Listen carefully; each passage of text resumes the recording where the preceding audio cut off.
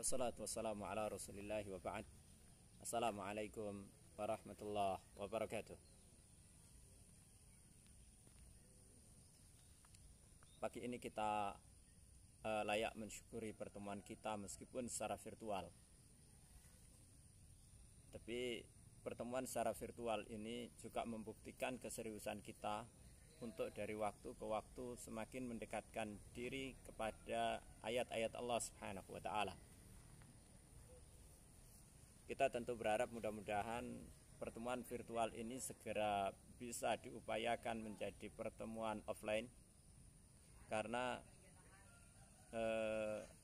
apapun yang terjadi tetap saja pertemuan secara virtual ini ada beberapa kekurangannya. Dan karena itu kita berharap kepada Allah Subhanahu wa ta'ala, mudah-mudahan pandemi segera berakhir. Mudah-mudahan salam dan salawat dari Allah senantiasa teruntuk Muhammad Rasulullah salawatullahi wassalamuhu alaihi, juga keluarga dan para sahabatnya. Bapak, Ibu, saudara dan saudari arsyadakumullah, pagi ini kita masih berada di surat Al-Baqarah. Pagi ini insya Allah kita akan membicarakan surat Al-Baqarah di ayat 51, 52 dan ayat 53. Di surat ini kita masih membicarakan tentang Bani Israel. Seperti Bapak, Ibu, saudara dan saudari arsyadakumullah yang telah kita bicarakan banyak, bahwa surat Al-Baqarah ini surat yang terpanjang dalam Al-Quran ini ternyata isi kandungannya hampir 2/3-nya bicara tentang Bani Israel, bicara tentang Yahudi.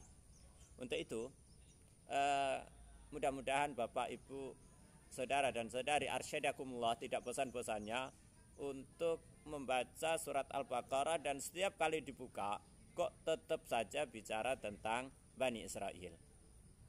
Nah, tentu karena kita perlu membaca ini, salah satunya adalah agar kita bisa terhindar dari tipu daya Bani Israel, dan yang kedua agar kita tidak mengikuti karakter dan perwatakan mereka. Ya, baiklah. A'udzubillahi minasyaitonirrajim. Kita coba baca di ayat 51, 52 dan 53. Allah Subhanahu wa ta'ala berfirman, wa idz wa'adna, dan ingatlah ketika kami telah menjanjikan Musa, Nabi Musa, arba'ina lailatan, arba'ina 40 lailatan malam. Summat takhadtum, kemudian kalian menjadikan al-ijla, patung anak sapi. Al-ijla, patung anak sapi, mim ba'dihi, dari setelahnya. Wa antum, dan kalian, zalimun, orang-orang yang zalim. Kemudian di ayat 52 Allah Subhanahu wa ta'ala berfirman, summa afauna, kemudian kami memaafkan, ankum, dari kalian, mim ba'di dzalika, dari setelah itu, mim ba'di dzalika, dari setelah itu, la'allakum, mudah-mudahan kalian, tashkuruna, kalian bersyukur. Kemudian di ayat 53 Allah Subhanahu wa ta'ala mengungkapkan, wa idz ataina, dan ingatlah ketika kami memberikan, kami mendatangkan, begitu ya, kami mendatangkan, kami memberikan, wa idz ataina Musa, pada Nabi Musa, al-kitabah, kitab, wal furqana, dan al-furqan, la'allakum, mudah-mudahan kalian, tahtadun, kalian mendapatkan hidayah. Bapak, Ibu, saudara dan saudari arsyadakumullah, kita mesti membicarakan ayat-ayat ini sekali lagi tentang Bani Israel. Nah, sejak dari ayat 49 kita sudah bicara tentang bagaimana sedikit detail tentang nikmat-nikmat Allah yang Allah anugerahkan kepada Bani Israel. Kita sudah bicara bagaimana mereka diselamatkan oleh Allah Subhanahu wa taala dari siksaan yang berkelanjutan, berupa pembunuhan setiap anak laki-laki. Kemudian mereka juga diselamatkan oleh Allah Subhanahu wa taala dari kejaran Firaun ketika Allah Subhanahu wa taala mentakdirkan lautan terbelah dan Musa bersama orang-orang yang bersama Nabiullah Musa alaihi salam bisa melintasi laut itu, dan kemudian di belakangnya Fir'aun dan bala tentaranya tenggelam. Nah, hari ini kita juga membicarakan tentang beberapa nikmat yang dianugerahkan oleh Allah Subhanahu wa taala kepada Bani Israel. Kata Allah Subhanahu wa taala, "Wa idz wa'adna Musa 40 lailah." Dan ingatlah ketika Allah Subhanahu wa taala menjanjikan kepada Nabi Musa 40 malam.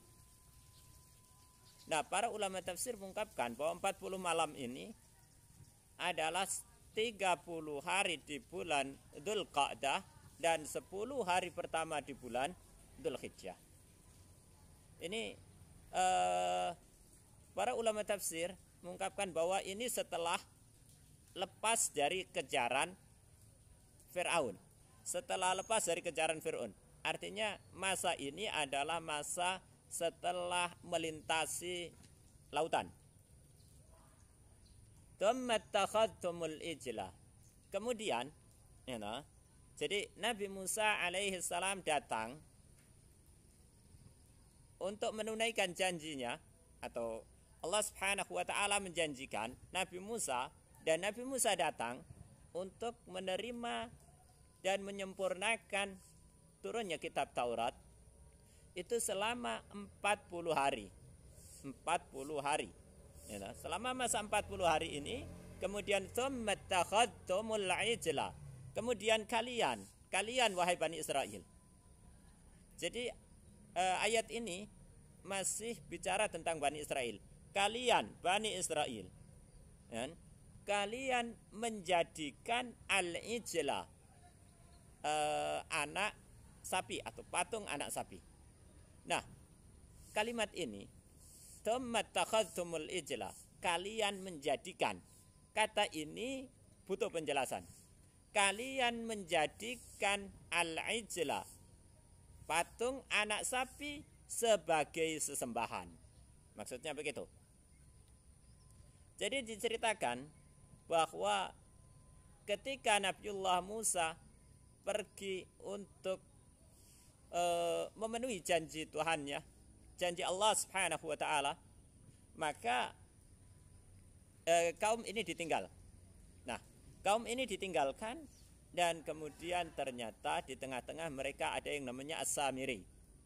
As-Samiri ini kemudian diceritakan bahwa As-Samiri ini mengumpulkan perhiasan-perhiasan, dan kemudian perhiasan-perhiasan ini kemudian dijadikan patung anak sapi dan kemudian disembah.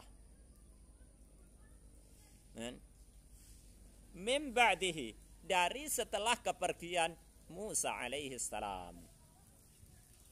Jadi kebayang ya, bagaimana ketika Rasulnya sedang pergi, kemudian di sini ternyata ada penyelewengan peribadatan Bani Israel. Ketika Musa alaihi salam sedang memenuhi janji Allah Subhanahu wa taala untuk menerima Taurat, ternyata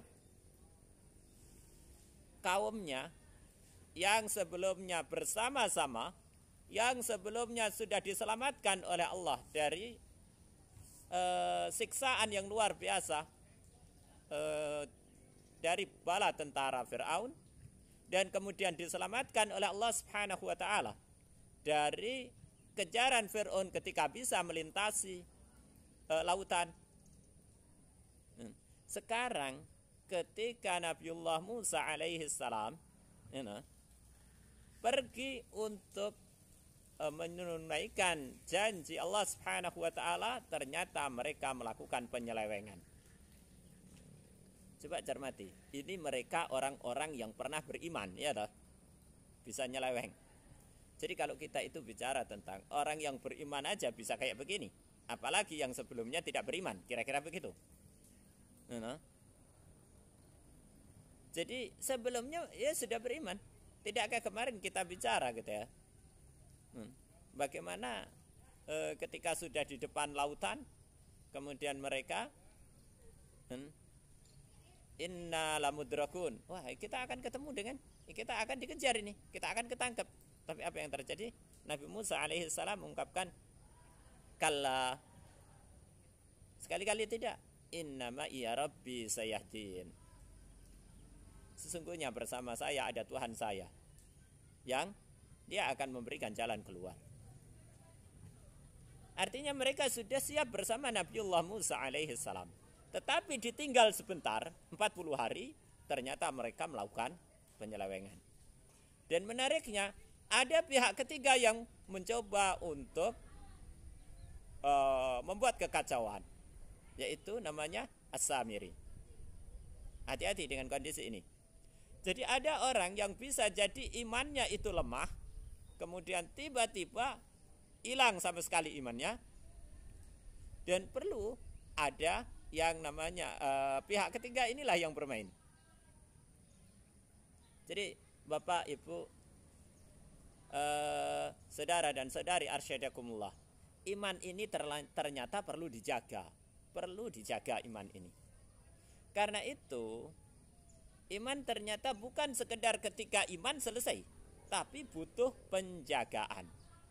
Karena iman ini yazid wa yankus. Iman itu bisa naik dan bisa turun, bisa bertambah dan bisa berkurang, bahkan bisa hilang, bisa hilang ini.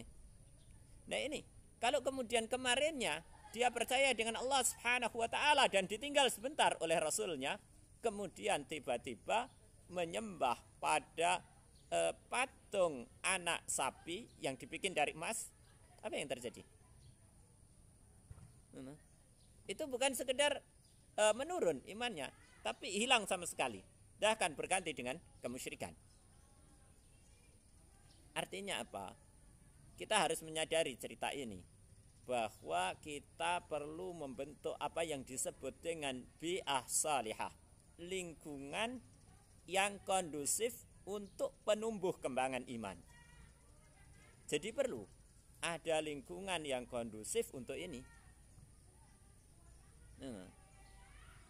Disinilah sebenarnya dunia pendidikan, Bapak, Ibu, saudara dan saudari arsyadakumullah. Dunia pendidikan memiliki peran untuk melindungi kondisi iman ini dan kemudian meningkatkan iman ini. Para ulama ketika bicara tentang pendidikan, itu mereka mengatakan pendidikan itu adalah hifdzus syai'i atau islahus syai'i wa hifdzuhu wa ri'ayatuh. Jadi pendidikan itu adalah bagaimana memperbaiki sesuatu, kemudian merawatnya dan melindunginya dari faktor luar. Jadi Bapak Ibu, kalau kita punya, katakanlah sekarang kita yang ada di kita itu gawai, kita punya handphone, kita punya gadget apa gitu ya. Kalau kita itu ibaratnya begini, islahus syai', kita memperbaiki HP kita yang rusak. Kemudian pada saat yang sama namanya pendidikan itu bukan sekedar bagaimana memperbaikinya, tapi juga merawatnya agar ia tetap baik, pada saat yang sama melindunginya agar dia tidak terusak oleh faktor lain. Ini. Jadi kita ternyata membutuhkan upaya yang boleh disebut sebagai pendidikan. Pendidikan ini kemudian dalam bahasa Arabnya Para ulama menyebut dengan istilah tarbiyah. Jadi tarbiyah ini adalah bagaimana memperbaiki sesuatu, kemudian menjaga, merawat dan melindunginya agar dia tidak terkena faktor lain. Kalau kita bisa baca di sini, apa yang terjadi? Ada faktor ketiga yang kemudian merusak pola keimanan Bani Israel yang dulu bersama Nabiullah Musa alaihi salam. Ada lagi, para ulama juga bicara bahwa yang namanya pendidikan, kata mereka adalah iblaghu syai'i ila kamalihi syai'an fa syai'a. Menyampaikan, mengantarkan sesuatu pada titik kesempurnaannya secara bertahap. Jadi ada upaya pengantaran untuk sampai pada titik kesempurnaan secara bertahap. Jadi ini pendidikan. Jadi yang kita butuhkan adalah bagaimana lingkungan kondusif yang bisa menumbuh kembangkan iman dan kemudian melindungi agar jangan ada faktor luar yang kemudian bisa merusak iman. Ini bisa kita lihat dalam cerita Bani Israel ketika ditinggalkan oleh Nabiullah Musa alaihi salam untuk memenuhi janji Allah Subhanahu wa taala menerima Taurat. Jadi sekali lagi, "Tsumma takhadtumul ijla min ba'dihi." Jadi kalian wahai Bani Israel pada waktu itu ketika Nabiullah sudah pergi, Nabiullah Musa alaihi salam pergi memenuhi janji Allah Subhanahu wa taala, kalian setelah itu menjadikan patung anak sapi yang terbikin dari emas itu menjadi sesembahan. Kemudian Allah mengungkapkan wa antum zalimun. Kondisi seperti itu, dalam kondisi seperti itu kalian adalah orang-orang zalim. Jadi dalam kondisi seperti itu kalian menjadi orang-orang zalim. Artinya apa? Kalau kita bicara tentang zalim, Allah Subhanahu wa taala mengungkapkan bagaimana inna syirka la zulmun azim. Sesungguhnya syirik adalah kezaliman yang besar. Kalau kita bicara zalim itu lawan dari adil. Bahasa Indonesianya itu zalim atau lalim. Lawan dari adil. Zalim, orang yang zalim itu adalah orang yang lawannya dari kata adil. Kalau adil itu meletakkan sesuatu pada tempatnya. Wad'u syai'i fi mawdi'ihi. Meletakkan sesuatu pada tempatnya itu adil. Dan zalim adalah wad'u syai'i fi ghairi mawdi'ihi. Zalim, orang zalim itu adalah orang yang menaruh sesuatu tidak pada tempatnya. Dan kita menemukan Allah Subhanahu wa taala mengungkapkan bahwa yang paling besar, kezaliman paling besar itu adalah inna syirka la zulmun azim. Sesungguhnya syirik adalah kezaliman yang besar. Bagaimana itu? Ya, bagaimana orang ini, Bani Israel ini, orang-orang mereka ini ternyata telah menaruh, telah menjadikan apa yang seharusnya bukan Tuhan, apa yang seharusnya tidak disembah, tapi ternyata disembah. Inilah kezaliman. Inilah perbuatan zalim yang besar. Jadi sekali lagi, zalim itu adalah wad'u syai'i fi ghairi mawdi'ih. Meletakkan sesuatu tidak pada tempatnya. Jadi ini standarnya. Jadi, dan ini lebih parah ini. Ketika kita tahu Allah yang seharusnya disembah, mereka tinggalkan Allah dan menjadikan sesuatu yang itu merupakan makhluk Allah untuk diibadahi. Ini luar biasa. Nah, jangan-jangan kita juga banyak melakukan kezaliman. Mudah-mudahan Allah mengampuni. Bisa jadi kita itu melakukan kezaliman tapi kita menyadarinya atau kita tidak menyadarinya. Selama parameternya adalah menaruh sesuatu tidak pada tempatnya, maka itu adalah bentuk kezaliman. You know. Cobalah cermati Bapak, Ibu, Saudara dan Saudari arsyadakumullah. Sekarang ini kalau kemudian waktunya kita harus misalnya waktunya kita harus sholat, kemudian ternyata ada sesuatu yang kayaknya ini lebih penting daripada sholat. Ini kan harusnya pada waktu itu dia meletakkan sholat pada waktunya, begitu ya. Tapi ternyata dia telah menganggap sesuatu ini lebih penting dari salat. Nah, ini kan namanya meletakkan sesuatu tidak pada tempatnya. Bapak, Ibu, Saudara dan Saudari arsyadakumullah. Jadi ini bisa jadi, kezaliman itu bisa beragam. Termasuk kita tidak bisa membedakan antara keinginan dan kebutuhan. Ini khususnya para ibu. Para ibu, jadi antara kebutuhan dan keinginan ini bisa bubar Bapak Ibu. Kalau apalagi kalau sudah ibu-ibu urusan dapur, you know, itu kebutuhan rumah tangga atau keinginan. Jadi itu makanya ini bab fikih juga sebenarnya.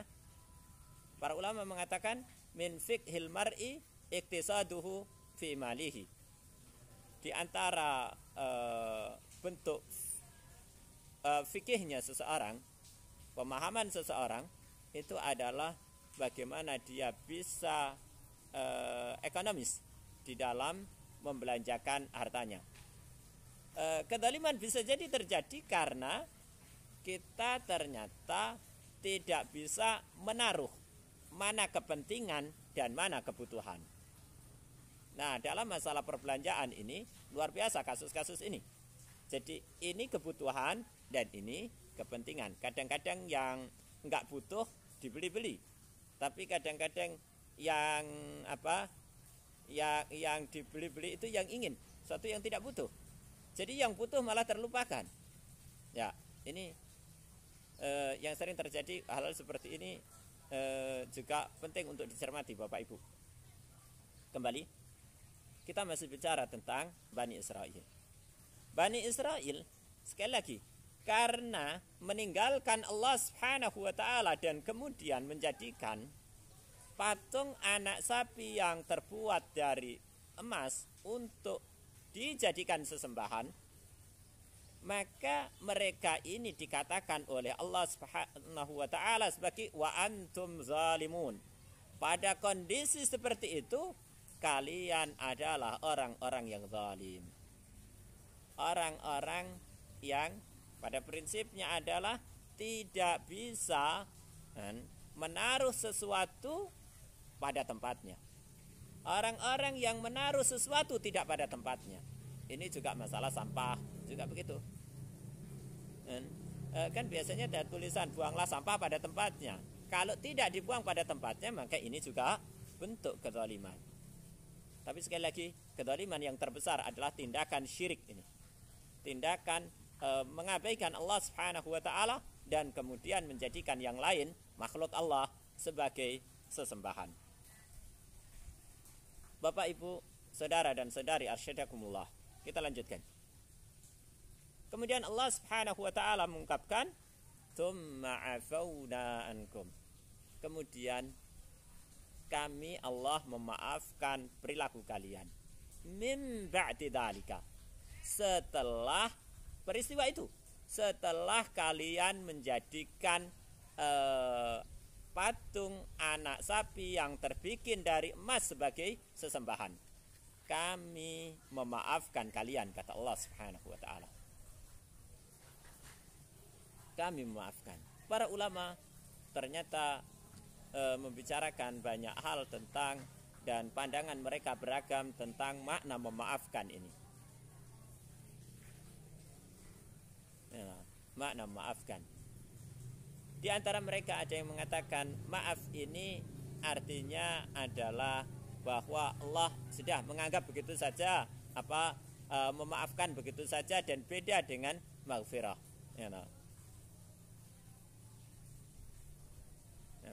Jadi maaf itu ya ada, pokoknya maaf itu ya sudah, perilaku ini dilalaikan aja, dilupakan saja perilaku mereka itu, diabaikan saja. Jadi Allah Subhanahu wa taala dan setelah Bani Israel ini menyembah patung anak sapi yang terbikin dari emas ini, Allah kemudian tumma'afauna ankum. Allah kemudian memberikan maaf pada mereka. Kalau kita bicara, seharusnya Allah bisa menindak mereka. Allah seharusnya, bolehlah Allah kemudian melakukan tindakan pada mereka dengan menurunkan azab, dengan menurunkan apa begitu ya. Tapi Allah memaafkan mereka. Summa afauna ankum min ba'di dzalik, dari setelah itu, dari setelah peristiwa penyembahan terhadap patung anak sapi yang terbikin dari emas.